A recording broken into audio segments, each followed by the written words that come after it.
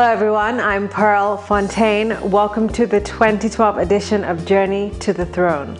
We'll be bringing you intimate interviews with the 6 young ladies vying for the Miss Dominica title come February 17. I sat down with each contestant at the Fort Young Hotel and asked all the questions that you would want the answers to.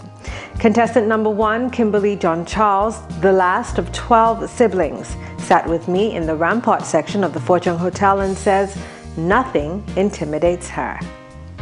Hi Kimberly. Hi, good day. How are you? I'm doing fine. Thank you for joining us. Thank you for having me. You're welcome.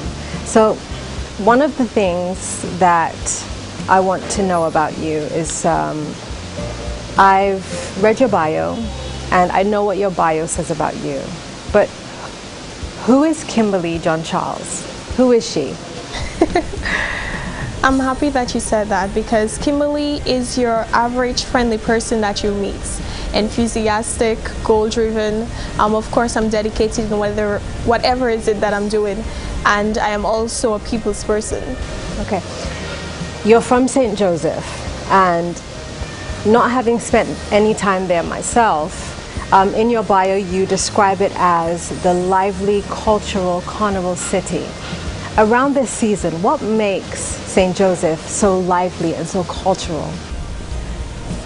Since all years Mass, we start our Lapo Cabwits. It's what is traditional to our community, and it goes on from since that time all up to Carnival. That's our pre-Carnival activities.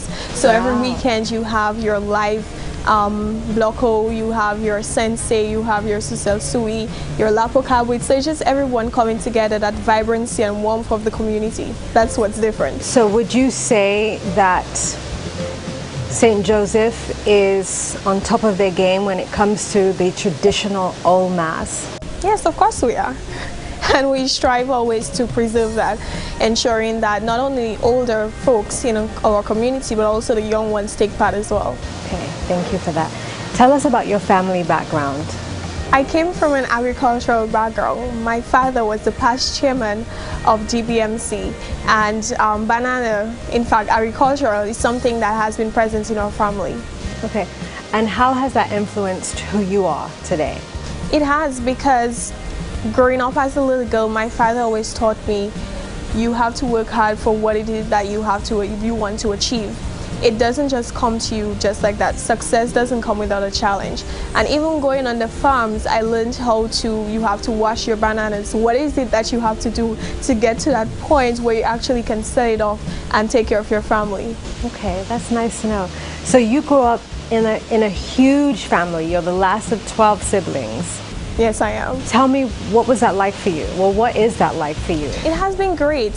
Most of them were already away while I was growing up, but they were always there being supportive, ensuring that they teach me through their experiences right and wrong. Okay. Now, growing up in such a huge family, does anything intimidate you at all? I mean, because I'm sure there are fights, I'm sure there are arguments. Does anything outside of your family ever intimidate you? No, I would say it doesn't. It doesn't? Okay. Who or what inspires you most? My chaperone is who inspires me the most. Her name is Coletta Felix, because she has shown me that with God nothing is possible, and that you have to put Him first. And as I said before, success doesn't come in one day. You have to really work hard and keep at it. Know your strength, correct your mistakes, and be a strong individual. Nice. Who would you say is the greatest influence in your life? My mom is the greatest influence. Whenever her back is against the wall, she's always there standing strong, and that's who I aspire to be. I mean, that's the example that I aspire to show my kids someday. That's lovely. That's lovely to know. As a new mom myself, that is one of the things that, I want to show my child too. Where do you see yourself a year from now? A year from now, I see myself helping my community, giving back to my country, being an ambassador, and of course, Miss Dominica 2012. Okay, you heard it here. I think that whenever you're doing something, you not only have to think of yourself, but you have to also think of who is being affected by your decisions.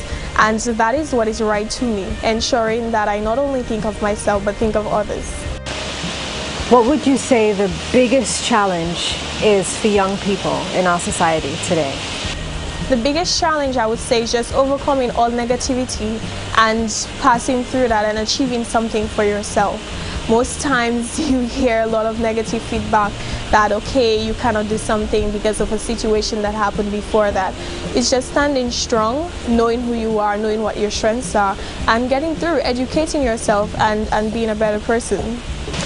Okay, in your bio it says that your childhood dream was to partake in the Dominica National Queen Show. Tell me about that. Sure.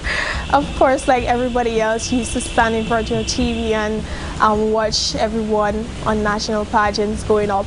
They just look so elegant. The way they speak so eloquently, that's someone that you aspire to become. That's something you aspire to be part of. And I'm happy that I got the opportunity to be part of that today.